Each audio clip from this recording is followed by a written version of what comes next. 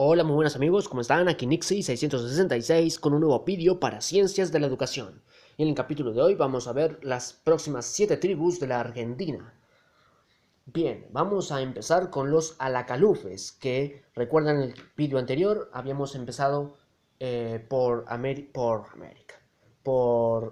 Argentina Central, recorriendo los Comechingones, los Anavirones, los Huarpes, los Tonocotés, los lules, que tenían una diversificación con los chiriguanos y que pertenecían a los guaraníes.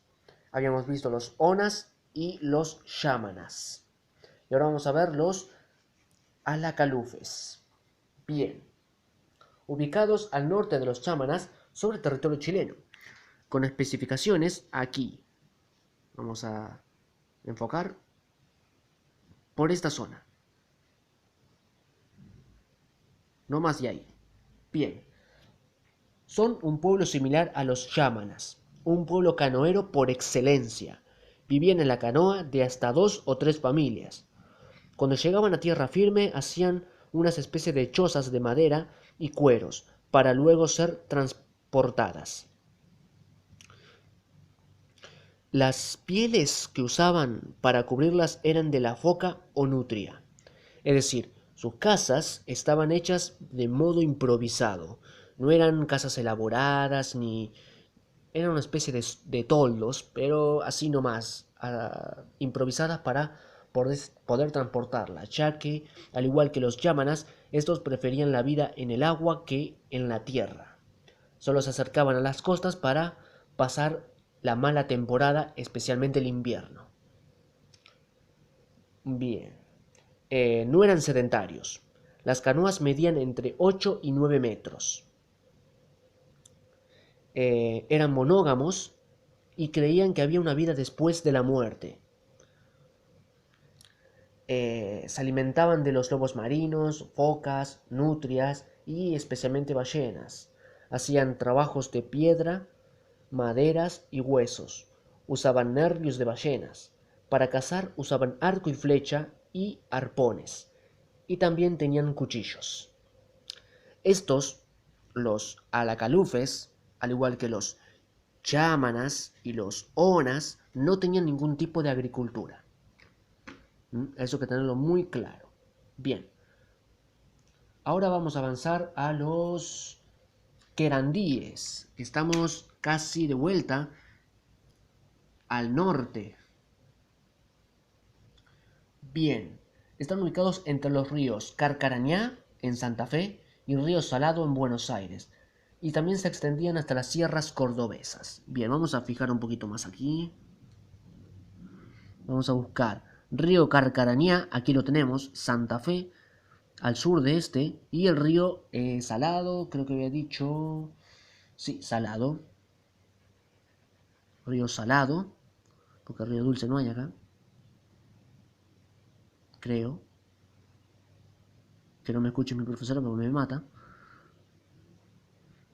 no, yo no lo veo, bien, Salado, río Salado, perfecto. De aquí a aquí es un límite establecido y recorría las provincias de Buenos Aires, Santa Fe y Córdoba, llegando hasta las sierras de Córdoba. No tanto, más o menos por aquí. ¿Sí? Este es el trayecto. De aquí, más o menos. Bien. Eh,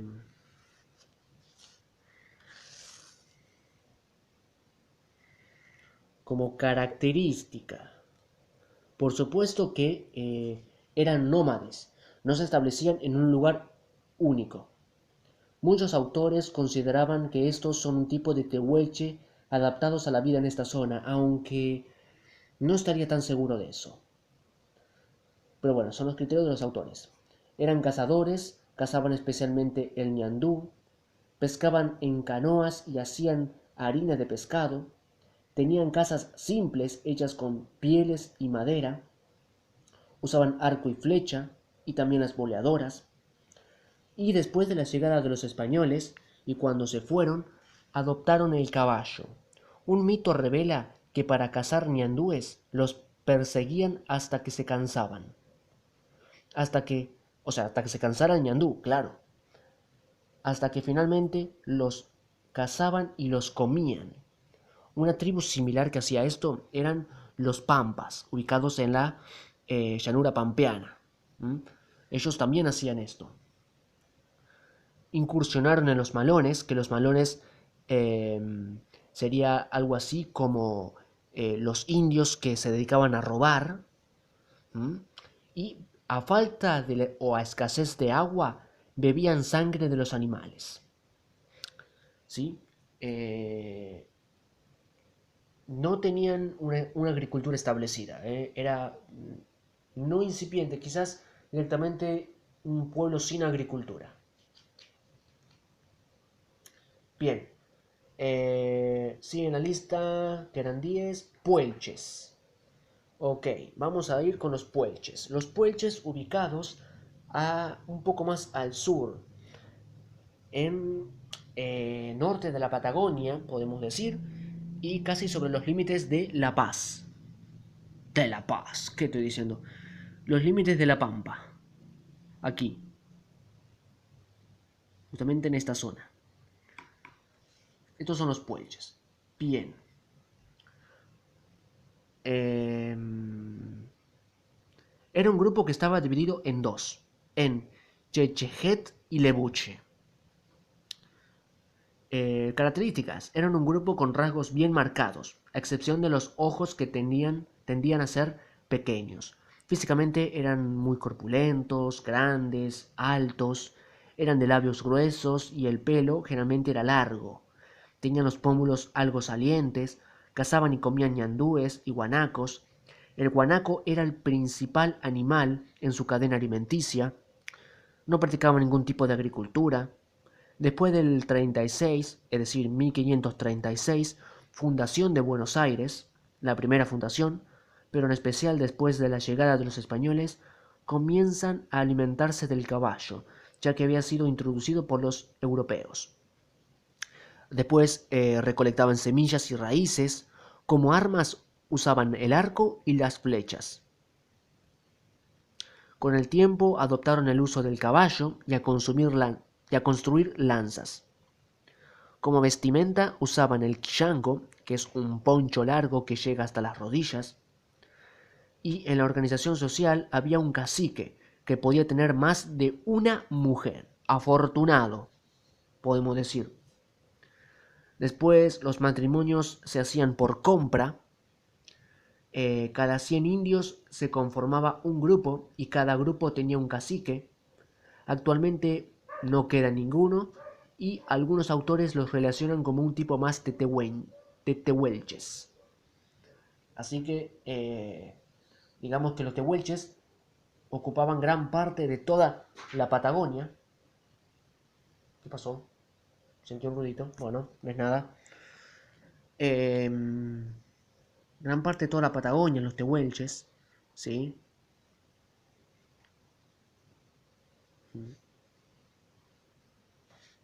Bueno, los onas no son considerados tehuelches, pero sí son de la Patagonia. Bien, luego siguen los pampas, me parece. Bien, los pampas. Los pampas ubicados en la llanura pampeana, ¿sí? Más o menos por aquí. Bien, eh, como características son muy similares a los puelches. Algunos autores también sostienen que los pampas son tehuelches antiguos, eran grupos nómades, se desplazaban de un lugar a otro, usaban arco y la flecha, y a veces las boleadoras, cazaban guanacos y ñandúes, se vestían con el quillango, recolectaban semillas, no practicaron ningún tipo de agricultura, aprendieron a domesticar el caballo, se destacaban en la fabricación de cesterías. Ya sabemos lo que es una cestería, ¿m? Los cestos esos cruzados con cuerdas para transportar agua y alimentos. Eh, y generalmente vivían en toldos. ¿M? Bien. ¿Qué sigue?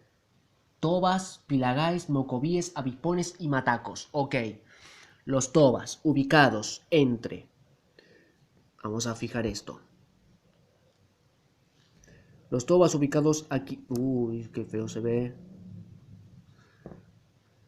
aquí, entre el río Pilcomayo, que el río Pilcomayo divide a Paraguay y Formosa, o Argentina, entre el río Pilcomayo y el río Bermejo están los Tobas. En el centro de Formosa están los Pilagaes. Aquí en Chaco están los Matacos. En la desembocadura del Bermejo están los Avispones. 1, 2, 3, 4. Y me faltarían los Mocovíes, que están al sur en el río Salado, Santa Fe. Más o menos por aquí. Bien. Ok. Como características. La principal diferencia es la ubicación de cada uno. Eso es importante. Estos eran grupos nómades o nómadas. Estaban en guerra entre sí. Eran sumamente guerreros. Eran cazadores y recolectores.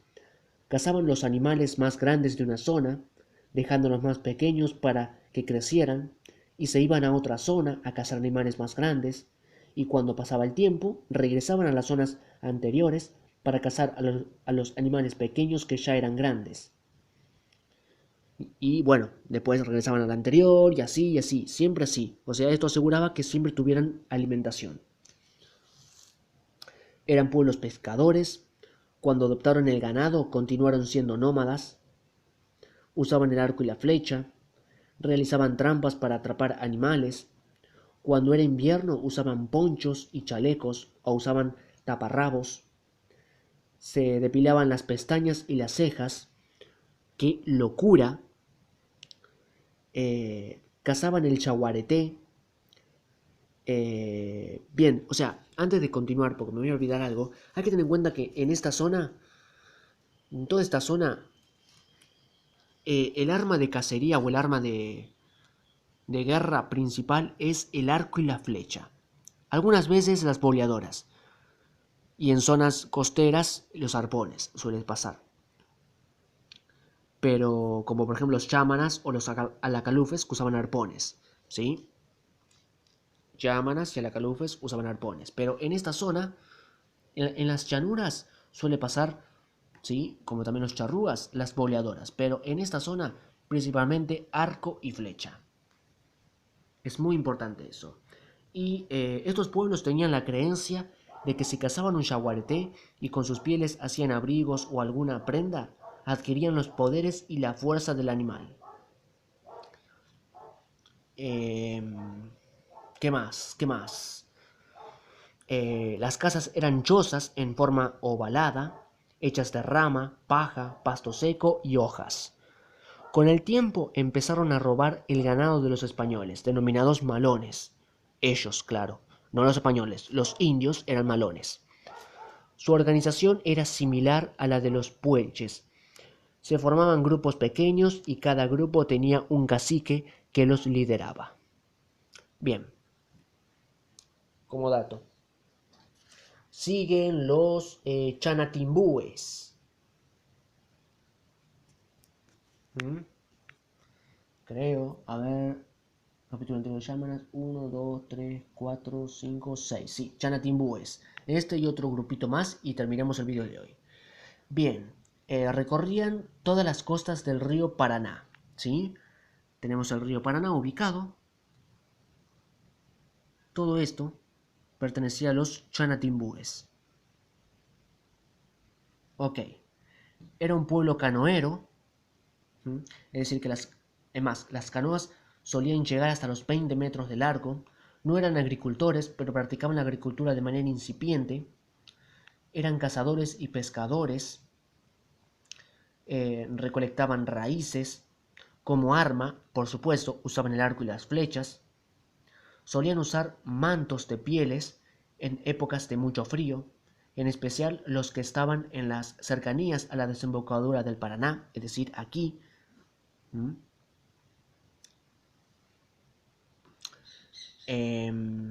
Los que estaban más al norte solían estar desnudos. Llegaron a usar gorros de pieles, aunque no era algo común. Era un pueblo que, si bien podía ir a la guerra no eran los típicos guerreros por excelencia, y en la actualidad no hay descendientes reconocidos.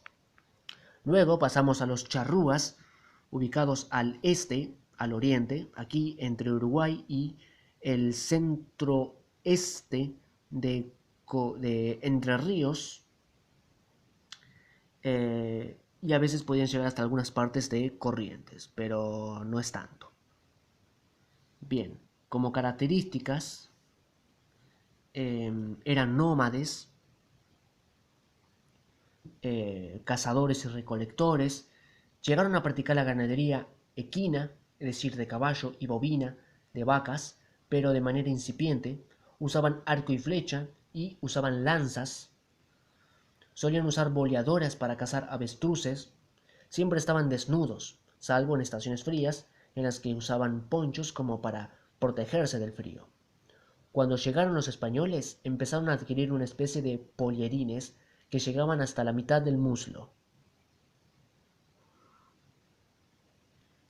En el caso de los hombres, eso en el caso de los hombres, perdón. En el caso de las mujeres era hasta las rodillas. Generalmente vivían en casas sencillas, en las cuales se colocaban 4 palos, se unían y por encima se les cruzaban juncos, pastos secos y gemas a modo de techo.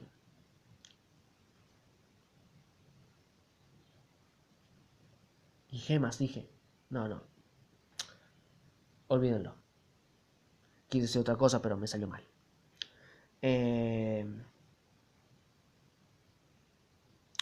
Bien, ¿qué más? ¿Qué más podría decir? Hay más características, pero no me acuerdo.